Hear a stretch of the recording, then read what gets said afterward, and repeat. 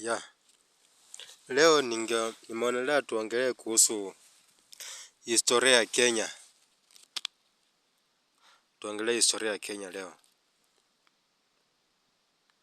Na for today, tutaanza tu kuanzia na 1963. Siku ingine ndio tutaongea kuhusu mambo na 1700 issues. Jinsi venye community fulani ziliingia Kenya. Lakini leo tutaongea kuhusu kuanzia na 1963 historia ya Kenya baada ya kuwa independent, kupata uhuru. Na nitakuwa specific kuhusu uongozi mostly, leadership. Na nitakuwa direct kuanzia kwa mzee wetu, the first president of Kenya, hayati mzee Jomo Kenyatta. Kenya ilipata uhuru 1963. Ambapo president wetu wa kwanza alikuwa mzee Jomo Kenyatta. Na nitaongea kwa ufupi. Mzee Jomo Kenyatta baada ya kuwa president wa hii nchi, kuna kitabu aliandika inaitwa Facing Mount Kenya. Kwa hiyo kitabu ukisoma, kuna mahali ili mention a certain tribe here in Kenya lazima irulu hii Kenya kwa muda wa miaka 100. Na mzee Jomo Kenyatta wakati alianza kurule, kwanza viongozi wale wenye walipigania nchi ya Kenya walikuwa ni kutoka sehemu mbalimbali za Kenya. Lakini mzee Jomo Kenyatta akaset kitu inaitwa attention kwa taifa na perception. Attention na perception. Attention na perception kwa hii nchi. Ikasemekana Mount Kenya peke yao ndio walipigania uhuru wa hii nchi. Attention wali create na perception kwa sababu wako in power, wakamobilize kila mahali, ikawa ni mau. Kila mahali ni mau ndio walipigania hii nchi. Na mau wanajiset aside. Wanasema mau ni watu wa mlima Kenya.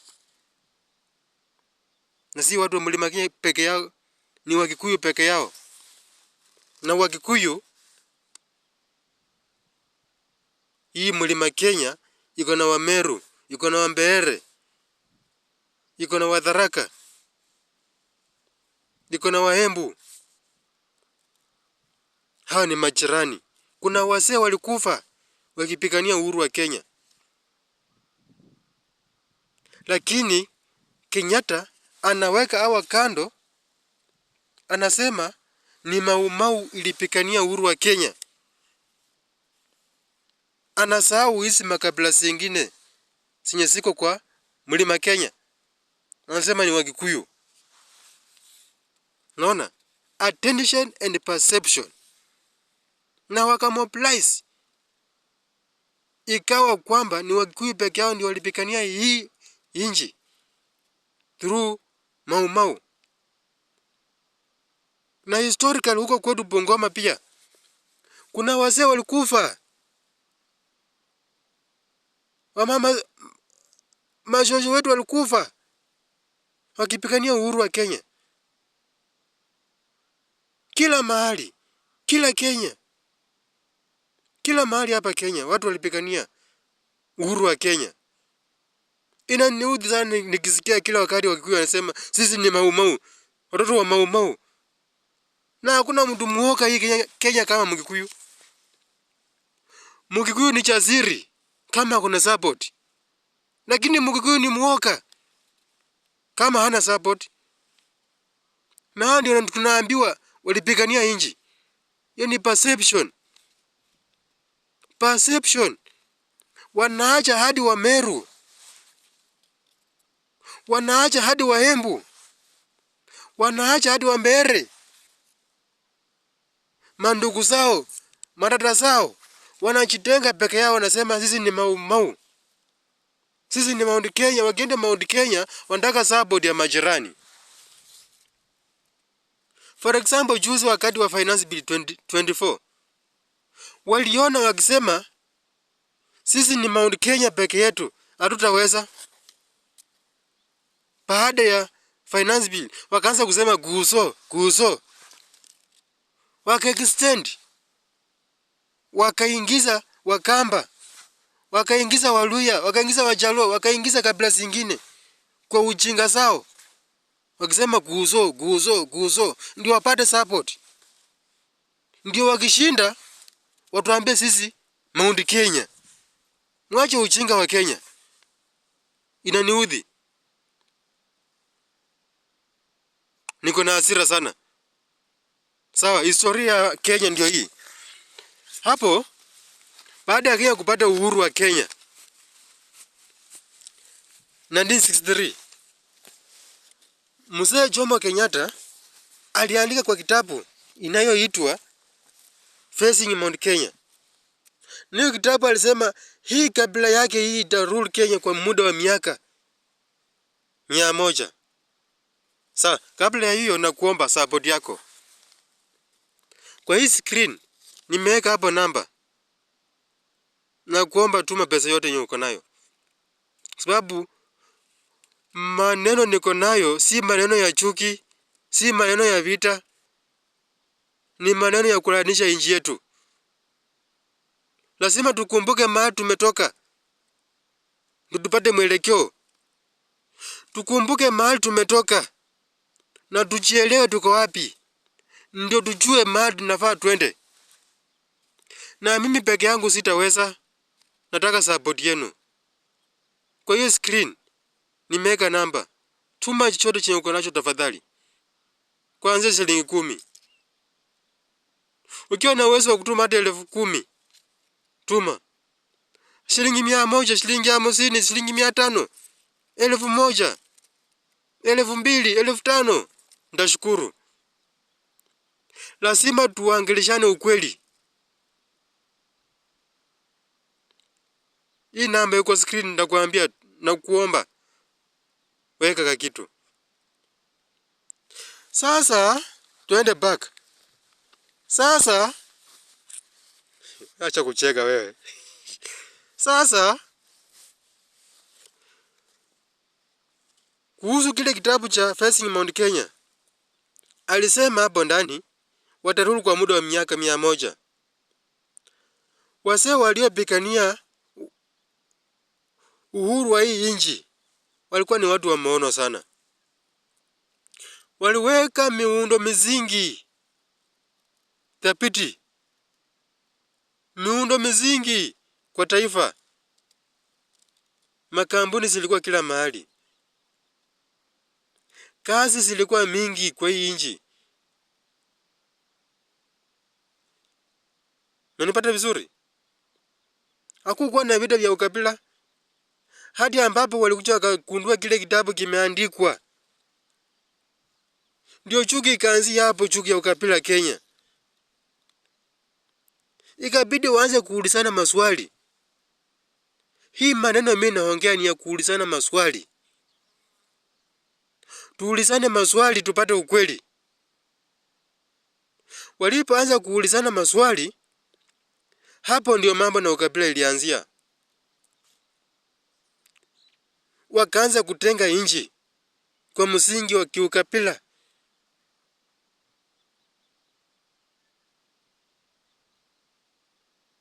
Mzee Kenyatta aka lose control. Hata kama alikuwa na nia mzuri ya kuongoza nchi yetu ya Kenya, lakini kile kitabu chenye aliandika kilitoa very bad notation. Ikaweka uoga makabila zingine, viongozi wa makabila zingine. Wa Kenya wenzangu, Gen Z, sikia hii historia. Acha kupayuka tu kukimbia kama matakataka. Hamjui historia ya nchi, lakini mnajifanya kujua. Nataka tuambie nini nyinyi ndio mjue nyinyi? Watoto wadogo mmezaliwa 20,000, 2000, 2020. Mnajifanya kujua kuliko mtu mwenye alizaliwa 1970.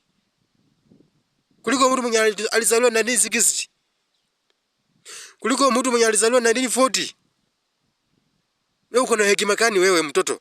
Unajifanya kujua.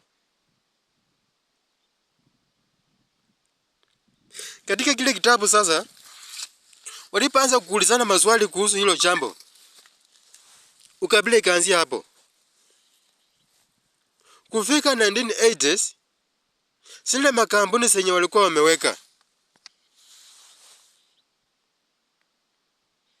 ilibidi waanze kukawana hiyo mali.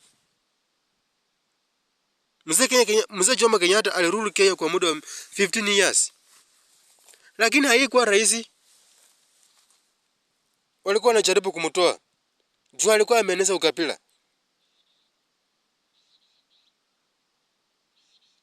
So walikuwa wanajaribu kumtoa, lakini ilikuwa inashindikana. Kulingana na mimi venye mimi nilisikia, Mzee Jomo Kenyatta hakufa kifo cha kawaida. Alikufa kifo cha uchawi. Ilibidi watumie mbinu ya uchawi juu mng'oe kwa kiti. Hiyo ni historia mimi nasikia. Hata ukinipeleka kwa koti, hiyo ni historia mimi nilisikia. Alikufa kifo cha uchawi. Baada ya kufa, David wake by then alikuwa Mzee Moi. Na ile kabila ya Mzee Jomo Kenyatta haikutarajia kifo ya mapema ya baba yao. Mzee Jomo Kenyatta alikuwa ameshapanga jamii yake kila mahali. Kila mahali hii Kenya amewapanga kila mahali. Hadi wengine amewapeleka Tanzania. Hadi wengine ameshawapeleka hadi Uganda. Anapanda mbegu.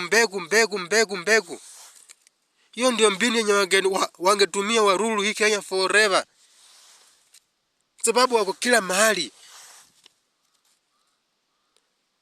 Na ameshawaambia hiyo siri wabaki nayo peke yao. Hiyo siri waeneze kwa watoto wao. Hivyo ndio walikuwa wamepanga hii nchi.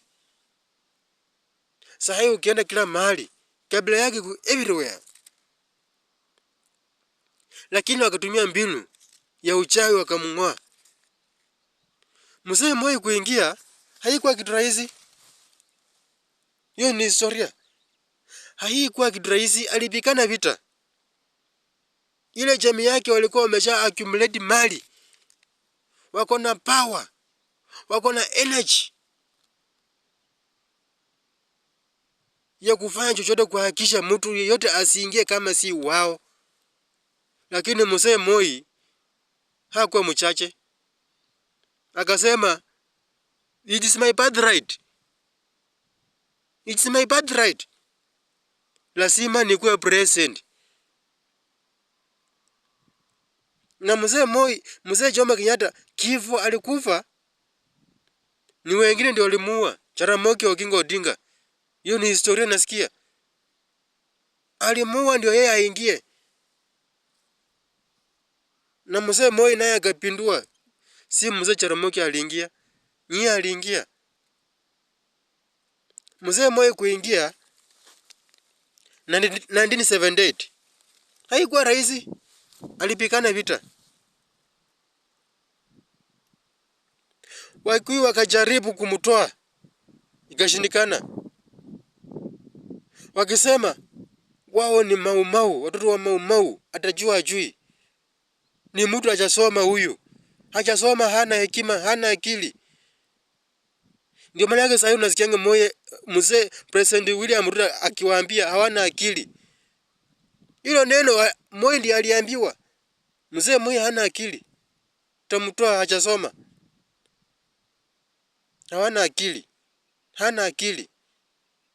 Umeona? Hii ni historia ilianza kitambo.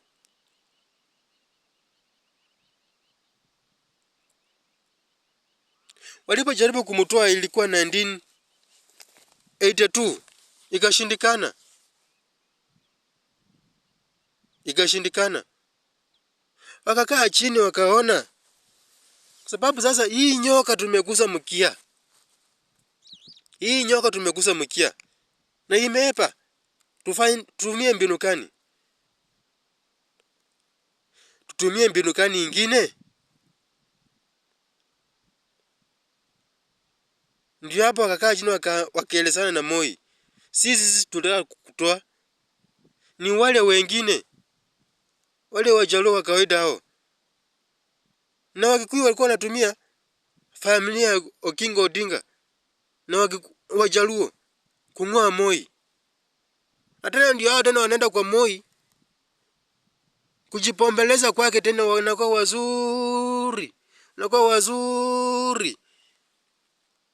Na ni wao wataka kumtoa kutumia Wajaluo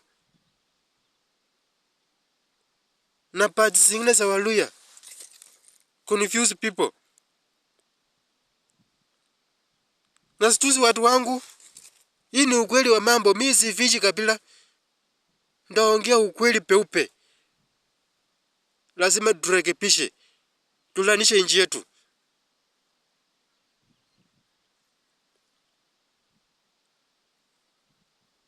Sasa waliposhindwa, akasema tutumie hii mbinu, tubomeleze huyu mzee.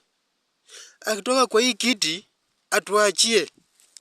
Tumwambie juu uongozi inatoka kwa uongozi, inaenda kwa uongozi. Haitoki kwa uongozi iende mahali kwa msitu. Moi akakubaliana wao.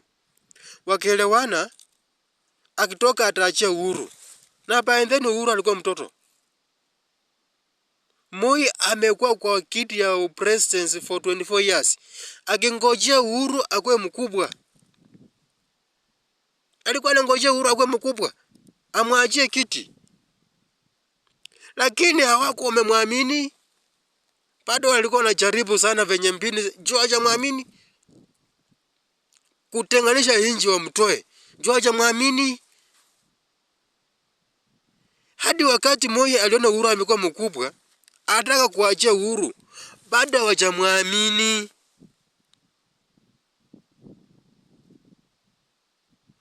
Wakatumia power, perception yao kuconfuse wa Kenya wengine wote, including Raila Odinga na Amolo Kichana. Wakaweka hapa Uhuru Kenyatta kwa Moi, huko ameweka Mwai Kibaki. Wakenya wote wakaunga Mwai Kibaki kutoa Moi. Na wakiwa wamepika plan B. Kama si Mwai Kibaki ni Uhuru. Kama si Uhuru ni Kibaki. Na wao tangu 1982 walikuwa washa plan. Ili kesi Moi anatoka aachie mtoto wetu, yule mtoto wetu mwenye Moi ataachia mtoto wetu lazima. Lakini baada ya huyo mwenye ataachiwa akitoka, hatutafaulu kuingiza mwingine wetu. Tutatumia mbinu gani ndio tena wetu aingie? Na nipata vizuri? Niko mbio, usiponisikia vizuri utaelewa. Sasa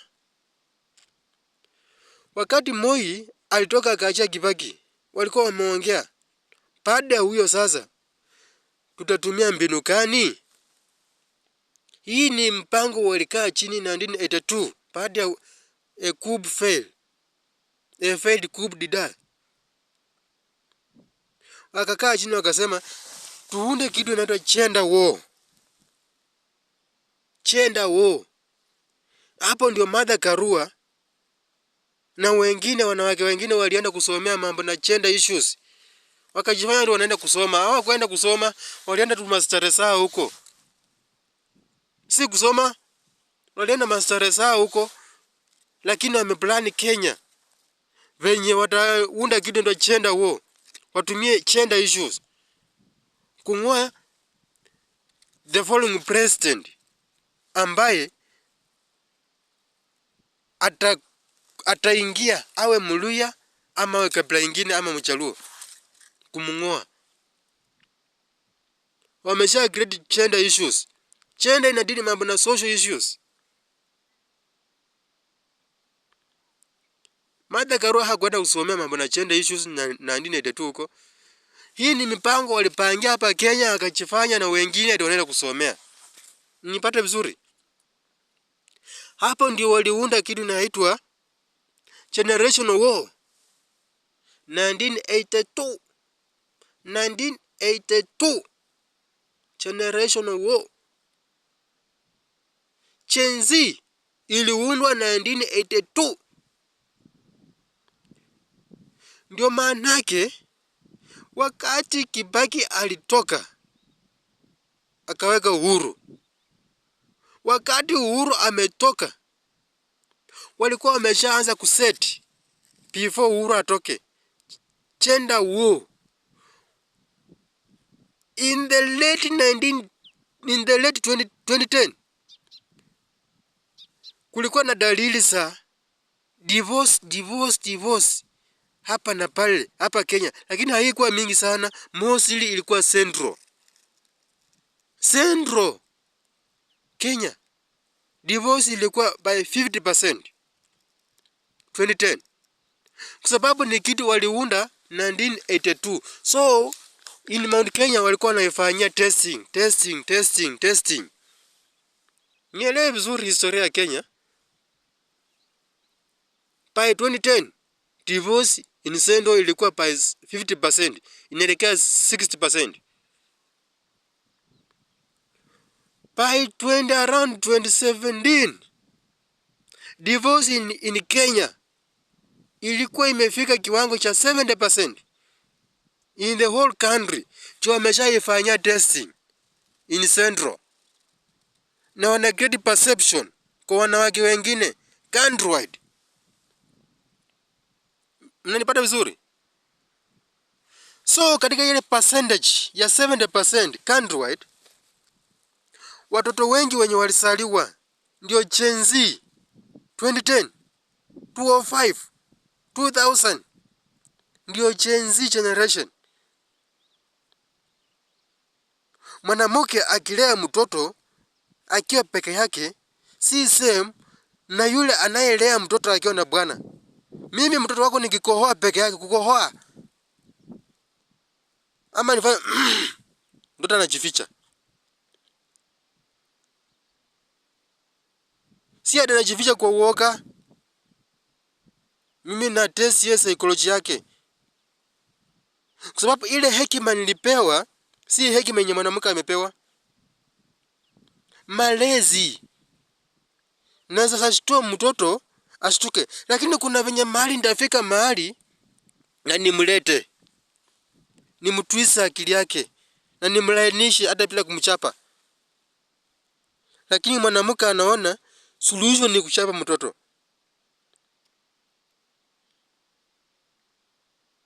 Unanipata vizuri? Kuna mbinu mingi za kulea mtoto.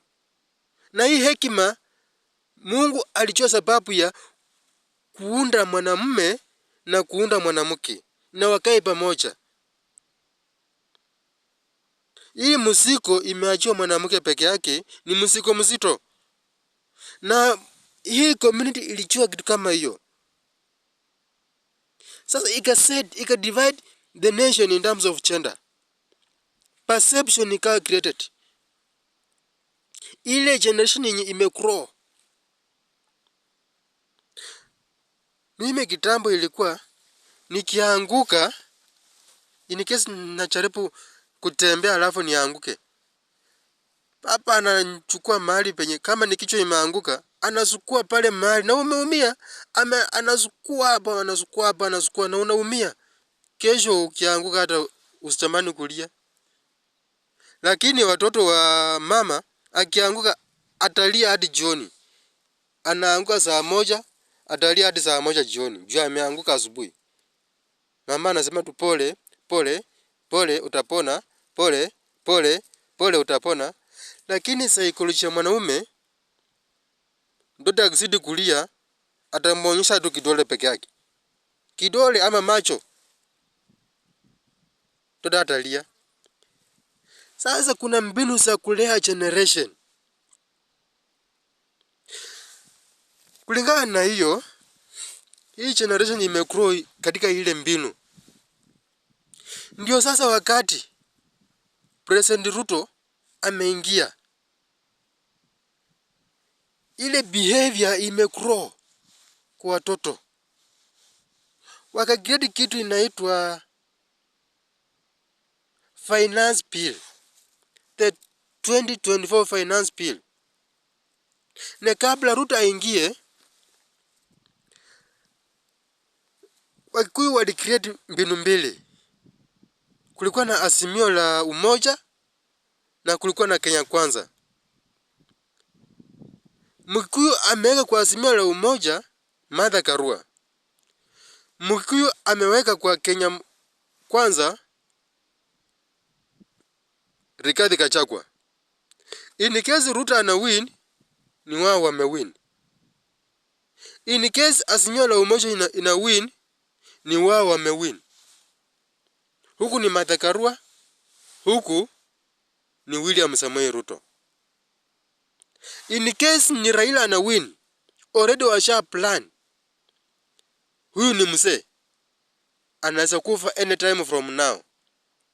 Na kama hata kufa, kuna mbinu tutatumia na tumuue. Na Martha Karua akuwe president.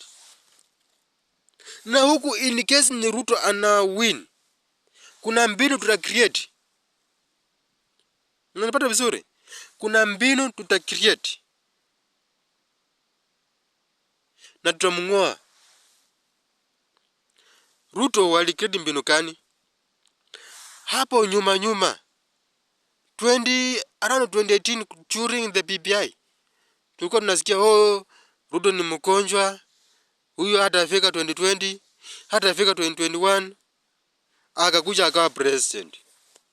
Unakumbuka? Hiyo ni perception walicreate kwa watu. Pole pole.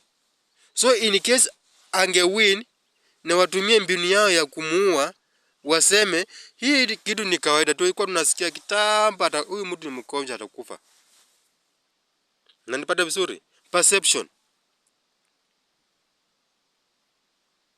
Lakini waliattempt kumuua, kwa hiyo mbinu ikashindikana. Ikabidi watumie kitu inaitwa finance bill. Na huku wamecreate generation. Wamecreate gender war.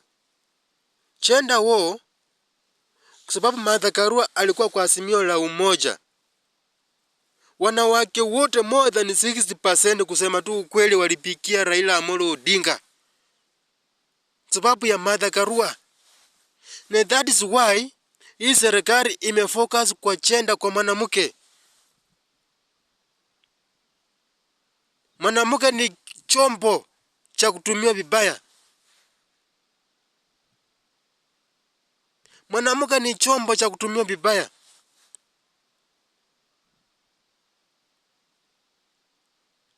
Very weak vessel.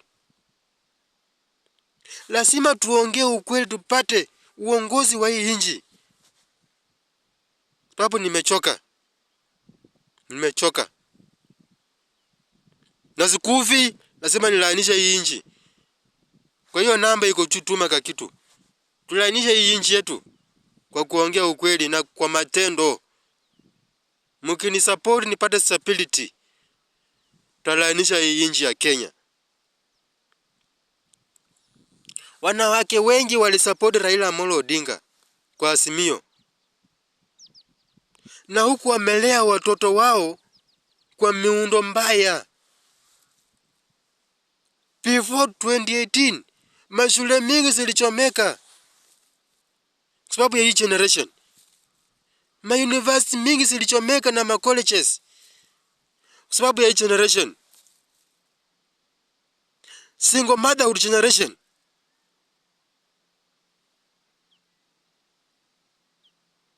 Na Mkikuyu anajua without good behavior, economy will never prosper. Economy will never prosper. They deteriorated the behavior. Hapo ndio shida hii inji mahali iko. The character. Tabia ya Wakenya ni mbaya. Mostly imechipuka from 2000. Just because of one tribe. Iko na interest ya uchumi wa inji. They are in power. They have got information. They use the information to mislead others. Very poor tribe. Very stupid tribe. Lazima tuongee ukweli, turekebishe nchi yetu. Turekebisha bara letu la Afrika.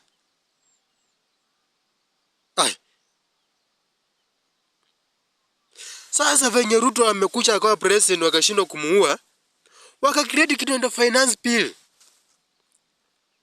Finance bill huku wanaambia Raila, tukitoa Ruto tunakuweka wewe. Na huku wanaambia Gachagua mwenye ako na president Ruto, tuhakikishe tumetoa Ruto tukuingiza wewe. Na wakaenda wakakaa chini wakacreate finance bill. Na president Ruto hana wale watu wa kumwelekeza, kumpea maono, mawaidha mazuri, akakubaliana na finance bill. Ni kama mtu mwenye anakunywa sumu kwa chai. Hakujua finance bill ni kama chai yenye iko na sumu. Wakati alionja kunywa, tumbo ikaharibika. Kenya ikaharibika. Hiyo ndiyo ilikuwa kiini cha finance bill. Ilikuwa ni setup. Walikuwa na haja na Raila Amolo Odinga. Walikuwa na haja na kutoa Ruto. Watumie mbinu nyingine mtu wao aingie. Kutumia gender. Kutumia generation. Generation ndio Gen Z. Na Gen Z waliida kutumia makabila zingine zote kuachieve mission yao. Na wangeshinda, tungeambiwa sisi ni wale wa Mau. Taka. Tungeambiwa sasa, tungekuwa tunaambiwa sisi ni wale wa Mau. Baada ya kuwa watoto wa makabila zingine wote. In a form of Gen Z. In a form of gender. Hivyo ndivyo mbinu yenye wanatumia kuishi hapa Kenya. Na wakipata uongozi, mali yote inaenda sehemu moja. Angalia Ruto one. Amelainisha uchumi kila mahali. We are all equal. Sasa inawauma. Hawakutarajia vitu kama hizo. Hadi kwao President Ruto pia anawapea maendeleo.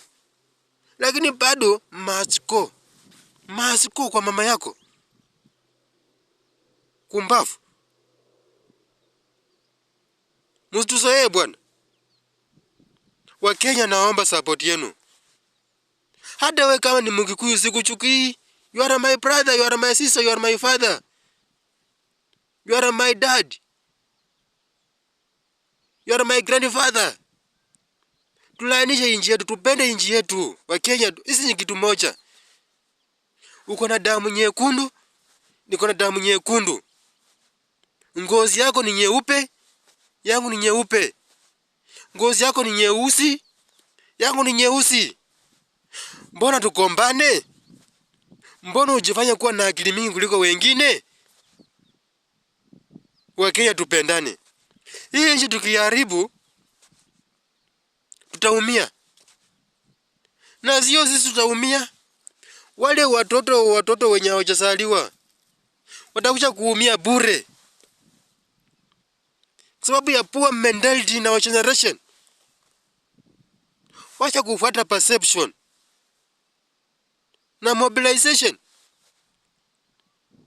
Finance bill ili ya kuharibu State House ile ya kuharibu parliament. Ilikuwa ni mobilization. Walikuwa wanachukua 200,000 wanaweka kwa kila soko, 300,000, 500,000 kulingana na ile upana wa soko.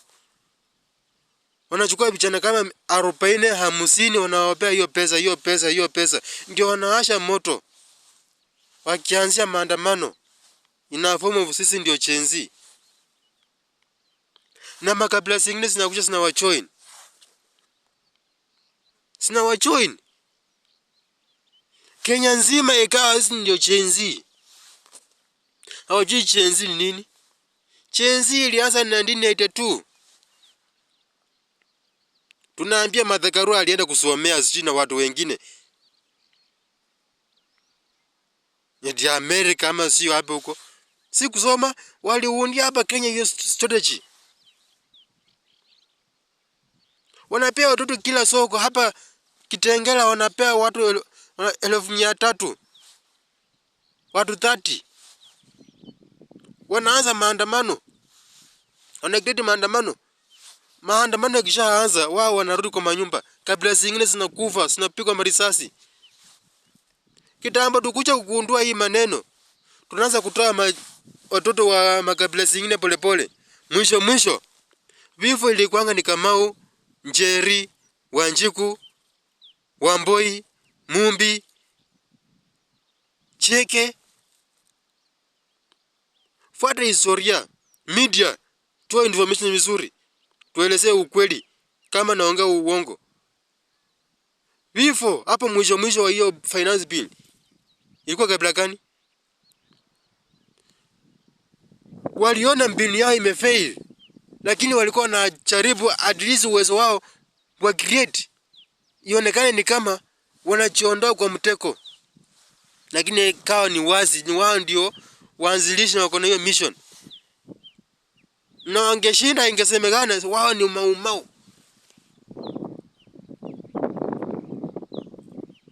Na kabla zingine zimekufa. Tuache ujinga wa Kenya. Tupende nchi yetu. Inaniudhi.